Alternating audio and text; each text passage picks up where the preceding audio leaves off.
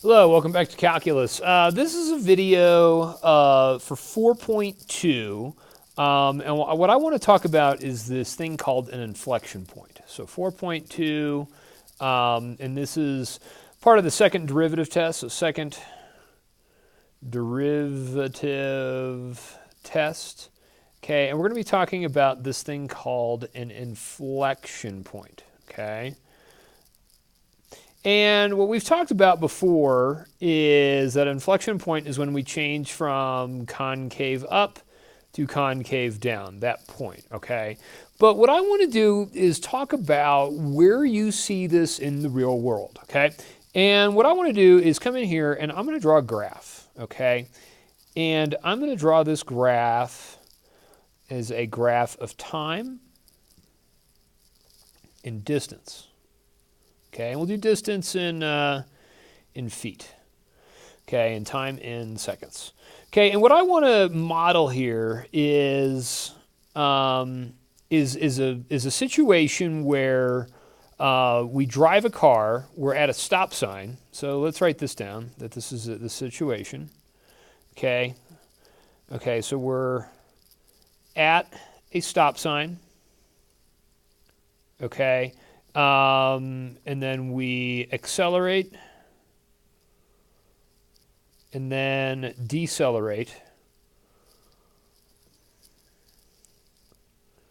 and then stop at a stop sign. Okay, so it's just like you're going down a road and you've got to go through a series of stop signs, and this is what happens as we get to a stop sign, we speed up, we slow down, and then we eventually stop at the stop sign. Okay, now normal people, all right, drive like this. Let's just say that it takes the average person, let's say if you're going 500 feet, that it takes you, about 10 seconds.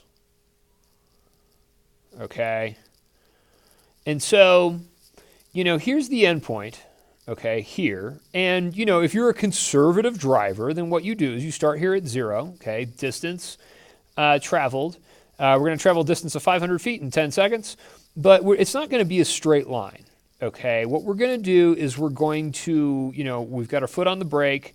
We're going to accelerate the car, and that's going to be a curve going upwards, okay? And we're going to accelerate the car, and then, try and let gravity do its job, and then what we will do is we will then slow down and then come to a stop 500 feet later.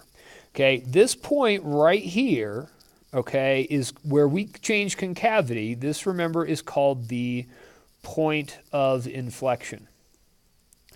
Okay, and when we talk about the point of inflection in a car scenario, this is a position graph, okay?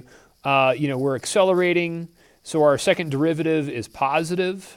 We decelerate, so our second derivative is negative, which means we have concave up changes to concave down, and this is where that changes. Now, what's happening here is when we let off the gas, okay, and we apply the brake, okay? So point of inflection, when you're driving a car, it's the same type of scenario. And we're going from, concave up, concave down, but it's where you are speeding up, you apply the brake to slow down, okay? And just thinking about something in every day that you use, that's where you have a point of inflection. Okay, now the kicker of the story is this, is that years ago I was dating this girl, Andrea, and Andrea was just delightful. She was really sweet, really nice.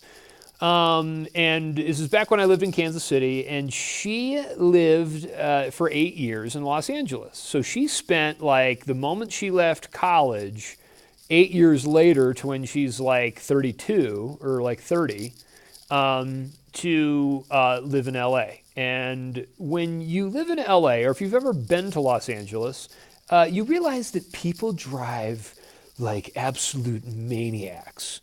And it's terrible, and it's awful, and it's like you really have to be aggressive on the highway in order to get around in Los Angeles. Anybody, if you drive, you can do it, but it's just kind of a scary situation. Now, in Kansas City, people drive like, to me, normal people. We're not in a terrible hurry. There's not a million people on the road at the same time. And, people are typically going the speed limit. So there would be times where, during our relationship where we would drive in the car, right?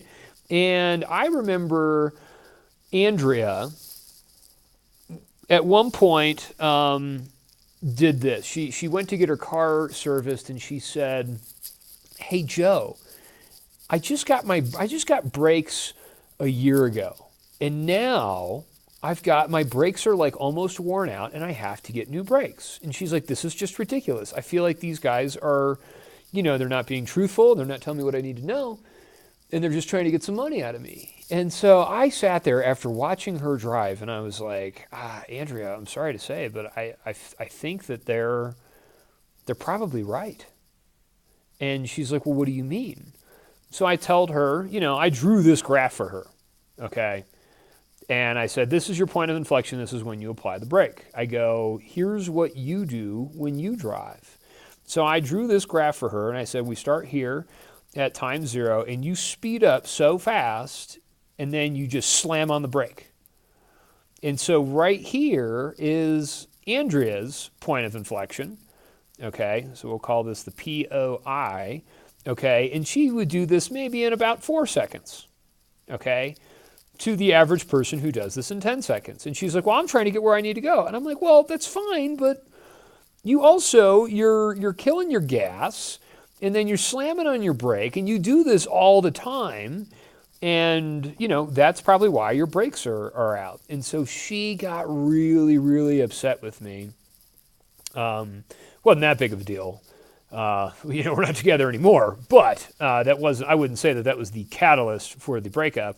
However, it was one of those things where I used math and calculus to show her, where she was making, her mistake while driving. And so, I just thought it was kind of interesting that thing occurred. So, word to the wise: to save your brakes and to save your car. Okay, accelerate at a reasonable rate, and then give yourself enough time to let gravity do its thing, and to apply the brake and to slow down. Okay, so that's all I got. Hopefully this makes a little bit of sense, and you're able to understand where in the real world we use the point of inflection. Okay, see ya. Bye.